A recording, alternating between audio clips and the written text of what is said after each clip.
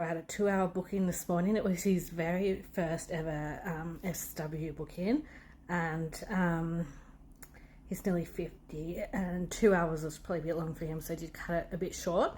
He did really well. That's the worst thing about this industry. A lot of guys have performance issues, and when I say many have performance issues and they did a great job, the ones I'm telling the truth to don't believe me, and the ones I'm lying to do believe me. So I did that. I went across and got some McDonald's to help stomach, dressed in like my very daggy clothes. And then a guy, when I was walking back, when I was standing on the corner to cross the road, the guy's like, "Hey, pretty girl."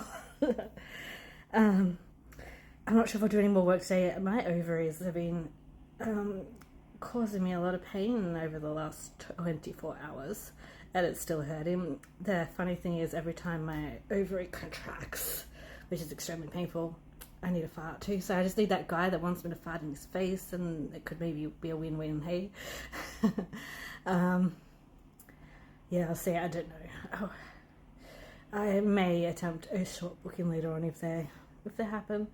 Otherwise, I'm happy with what I've earned over the last 3 days.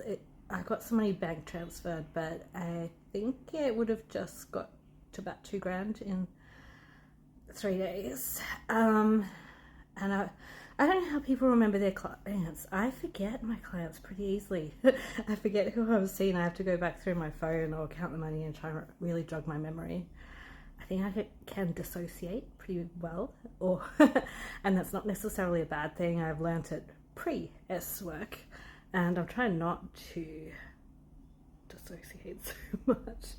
But it is a handy skill to have, even though I do enjoy the bookings too. But when I've got ovary pain too, you want to be able to dissociate from that fucking pain. Alright, so that's been my afternoon. I might have a nap. I might do another booking or two. If not, I'm glad I sort of stepped it up a bit. If I can keep consistent with this, I should have a actually functioning car and get my life a little bit back on track financially. And yeah. Oh yeah, and just to prove its hormones going crazier, then this morning when the client arrived, I was having a hot flush. It was like sweating galore. And it's crazy once you get into the 40s, people. Yeah, our body just likes to keep changing things up, and yeah. And I want to say that's the bad thing about my ovary. Like did have like 2 or 3, a couple of months there with very minimal pain, which was really good. But often it can be like labor type pain. I've given birth 2 times, cesarean 1 time. I know what that feels like. And my ovaries, I know which side is doing it each time, and the pain is comparable to childbirth. And it really sucks because that's going to put a dent in my earnings. It's like, can I push myself through the pain? I generally don't like to push myself too far through the pain because it's not good for mental health. But it's hard when trying to be able. That's one of the downfalls with the industry, I guess. If a lot of workers may have complex health issues that's not publicly talked. So if my ovary only hurts me for 24 hours and then goes away, that's alright. I can just pick up where I left off.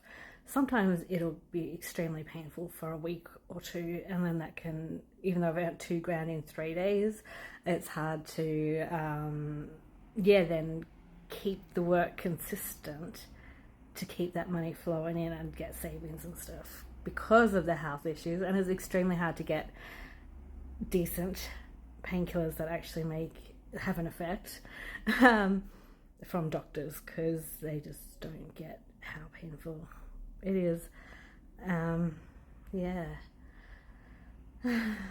Sadly, in this industry, like, there's connections. It could get nearly any illicit substance, but to try and get actual decent painkillers from a doctor, almost impossible.